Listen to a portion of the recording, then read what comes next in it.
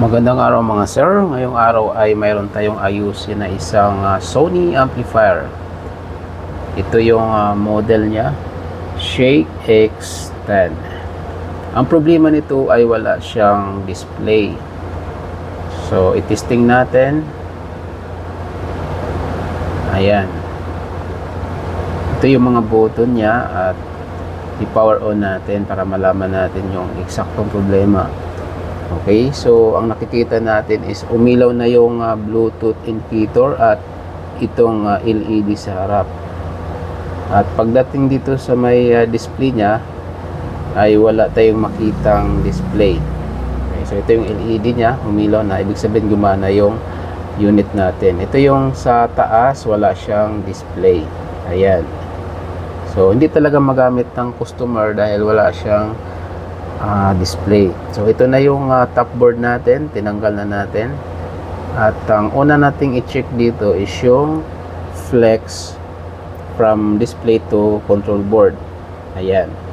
Hindi muna natin siya galawin para hindi tayo maisahan dyan sa flex na yan. Okay. So importante yan, i-set lang natin yung tester natin into diode mode at mag-test tayo end-to-end dito sa may flex natin. Okay, so importante na hindi muna natin galawin kasi pag ang problema ng flex is naglo-lose contact ay hindi natin mahuli yan. So kailangan wala mo nang gagalaw at i-check muna natin para mahuli natin kung dyan ba talaga yung naglo-lose contact. Okay, so step by step tayo. Unahin natin yung connection doon sa problema. Ang problema natin is display. So dito tayo mag-una sa connection sa display. So ito na, nag-end to end tayo. Ayan, okay naman yung measurement natin, 00. So wala lang buzzer yung ano ko, yung tester ko, pero nakita ko 00. Ayan. So dito ayan, 0.5 lang siya. So hindi siya nag-00, ibig sabihin nag-open yung connection na yan. So dito pa lang nahuli na natin ang sanhin ang problema. Mayroon tayong isang linya na open. Ituloy lang natin. So kailangang tiyagaan lang talaga pag ganitong pag-troubleshoot, pag flex na yung pag-usapan dahil maraming pins yan. So dapat tiyagaan lang talaga. Okay, so inulit natin para sigurado tayo. So okay naman yung iba. Ang isang linya lang yung open or walang connection. Ayan, so yan ang linisan natin, yung flex na yan. So ito na. Okay, kinakat lang natin pero ito tapos na natin linisan gamit yung eraser. Ayan, so malinis na yan. Yan, dulo-dulo.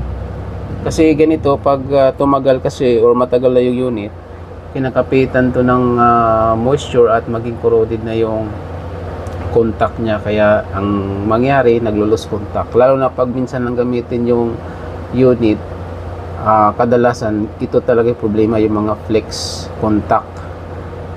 So, medyo mahirap pag ganyang problema. Kaya ang tip ko sa inyo, kung ganyan yung problema, huwag kayong gagalaw ng flex. Hayaan nating matest muna natin para mahuli natin yung loose connection. So ito, sinusurbo lang natin na wala na siyang open. Ito okay na siya. Mayroon na siyang connection. Ayan, wala na yung 0.5, puro 00 na siya. Ayan. Okay, sinisigurado lang natin para walang backjump. So, okay na. 00 na lahat. Wala nang 0.5. Okay. So, ngayon, i-testing na natin doon sa unit. Para magkaalaman na kung yun lang ba talaga yung problema. So, testing na natin. So, ikabit natin yung main flex niya. Ayan. So dahan-dahan lang natin isalpak yan kasi mahirap na pag matuklap. Prone yan sa tuklap pag flex. So ito na, isaksak na natin, i-plug in na natin. Okay, so ingat lang tayo dahil bakal yan. Baka ano natin, ma-short natin yung board. So ito na, naka-on siya. So silipin na natin kung mayroon na ba siyang display. Ayan. Ayan, mayroon nang lumabas na display. Audio in. So kanina wala talagang display dyan.